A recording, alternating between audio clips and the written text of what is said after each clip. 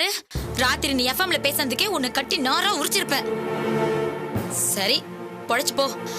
ஆனா இனிமே இந்த வீட்டு பக்கமே வராத. ஓய், ஏதோ நடந்து போச்சுன்னு நான் தான் உன்னை மன்னிச்சிட்டேன்ல. கற்ப பறி கொடுத்துட்டு பாதிக்கப்பட்டு நிக்கிறது நான்ல.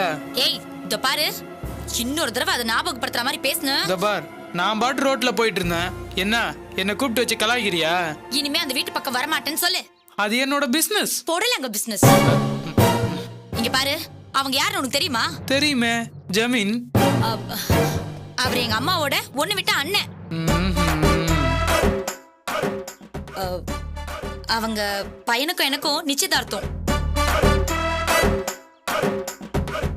நீ பாட்டுக்கு கிறுக்குதனமா போய் ஏதாவது உளறி கிளறி வைக்காத.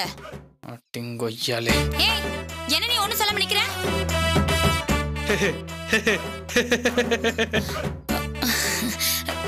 இதோ பாரு, நீ என்ன காதலிச்சது உண்மைன்னா நான் நல்லா வாழணும்னு ஆசைப்பட்டினா ஒரு உதவி எனக்கு செய்ய. என்ன உதவி? திருட்டு ரயில் ஏறி வேற எங்கயாவது ஓடி போயிடு. ஏன் உங்க குடும்பத்துல யாராவது அப்படி ஓடி போயிருக்காங்களா?